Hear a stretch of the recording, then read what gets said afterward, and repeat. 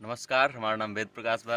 नमस्कार, हम सुशील। अच्छा, हमनी के आयल बनी सब विशेष रूप से बात करे। आजकल भोजपुरी के जौन फिल्म आवत नु वो मतलब सोच लेले बाटे लोग, भोजपुरी के लोग, भोजपुरी के एक्टर लोग हाँ कि एकरा के ऊपर ले जाए। हाँ, ये तो बात बा बहुत अच्छा क्योंकि अच्छा। मतलब दो तीन गो बढ़िया बढ़िया फिल्म के ट्रेलर हमनी के देख लेनी सब। हाँ। अभी और दो चार गो बढ़िया बढ़िया आवे वाला बा, हम्म। जौना के चर्चा बड़ा जोर शोर से चल रहल बा। हम्म। तो मतलब संघर्ष 2 के ट्रेलर, चाहे हर हर गंगे हर के। हर गंगे के, मतलब इतना तगड़ा तगड़ा चीज आवत तटे भोजपुरी में हम्म। कि बुझा तटे कि हाँ भोजपुरी के कंपैरिजन जो बाटे हाँ, साउथ इंडस्ट्री से कइल जा कल सकता। जा सकता, सही बात है।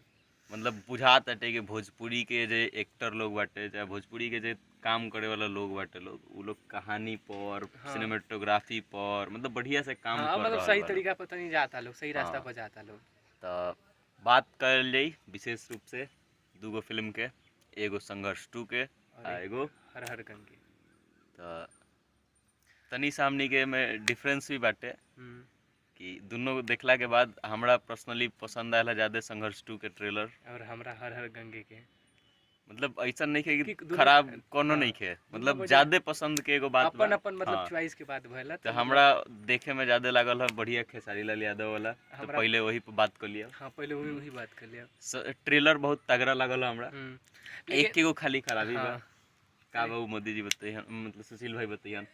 उसका मतलब ट्रेलर का टाइमिंग गुजारा कि शॉर्ट फिल्म बन गया पूरा तो एकदम गुजारा कि हाँ, 5 मिनट 6 मिनट का तो उ लोग फिल्म। पौने 4 मिनट के ट्रेलर बाटे, तो इतना हाथ लंबा ना नहीं, लंबा ट्रेलर तो बॉलीवुड भी नहीं निकाले या कोनो साउथ मतलब इंडस्ट्री इतना भी नहीं नहीं होना निकाले। चाहिए भाई हाँ, हमारे हिसाब से। उस शॉर्ट फिल्म ज्यादा लागत, ट्रेलर कम तब लागत है।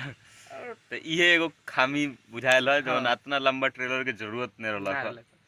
थोड़ा सा और छोटा ओकरा के कल जा सकत रहलक है। ट्रेलर के मतलब बस 2 से 2.5 मिनट तक बहुत हो गई। यार इतना लंबा मजा, थोड़ा मजा किरकिरा हो जाता है, हम्म, ट्रेलर देखने में मजा नहीं आता है। बुझाई कि पूरा फिल्म तो यहीं देख लेनी, सब फिल्म देखे हाँ, का अब जाएगा आदमी। कहा जाए यही बात बा, कुछ क्लाइमेक्स भी बचे के चाहिए। तो ऐसे क्लाइमेक्स ढेर बचल बा, ऐसन बात नहीं के, लेकिन अपन लेकिन अपन चॉइस बा। लेकिन टाइमिंग के अगर छोड़ दिया तो एक्शन दमदार, हम्म।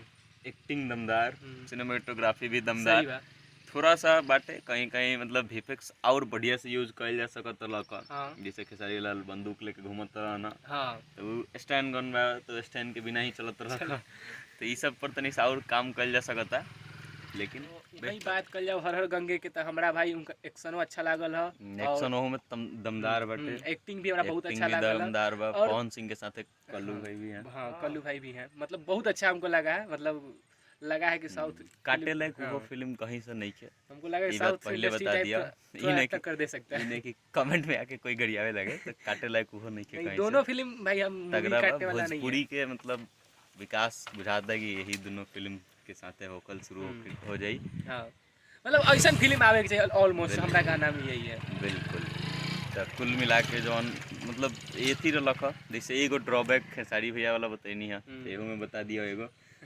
आप ही बोल, नहीं नहीं, आप आप ही ही बताइए। बोलिए। क्या लगता है हमको, हमको तो लगा था वो बता दी उस मूवी में, इस मूवी देखिए में आप पवन सिंह वाला जो ट्रेलर रखा हर हर गंगे, हम्म, ओमे के जौन मगरमच्छ ले ले बारन कान्हा पर, उ थोड़ा सा और डरावना हो हो सकत सके रहा, लगा, हाँ क्या मतलब कि उ खिलौना लेखा लगा लगा था। था, ये तो बात तो हम मानता नहीं। तो ये वीएफएक्स के वहाँ तनी सा और अच्छा से इस्तेमाल और करके मतलब कइल जा हाँ, सकत लखा और अच्छा एडिटिंग, से और और ज्यादा तगड़ा भौकाल सही लगी, लगी था। तब फिर वो और तगड़ा हुई। हम्म। लेकिन फिर भी कुल मिला के दोनों फिल्म बहुत तगड़ा बा। उम्मीद बाटे कि भोजपुरी के दर्शक लोग के खूब पसंदो आवे के पसंद भाई। चाहिए। आवे के भी चाहिए, अच्छा हाँ, बहुत पहल कर ले वालों बिल्कुल दोनों आदमी, बिल्कुल। दोनों आदमी की ऐसन तरफ से। ऐसन जे पहल करता ओकरा के सपोर्ट भी करे के चाही, काहे कि तबे हमनी के भोजपुरी आगे बढ़ वही। सकता है। और कुल मिला के अब अगर बात कइल जाओ नंबर देवे के, हाँ तो अब चूंकि पहला ही बता देनी है कि हमनी के तनी सा अलग अलग बा, तो नंबरों अलगे अलगे रही। तो हमरा हिसाब से खेसारी लाल वाला जौन फिल्म बाटे हम्म। संघर्ष 2 हम्म। ट्रेलर के ओकरा हम्म। 10 में से हम देहम 8 नंबर। ट्रेलर के आप कितना दीजिएगा? मतलब ट्रेलर ठीक था, लेकिन फिर भी मतलब हमारा ओवरऑल हिसाब है तो 6।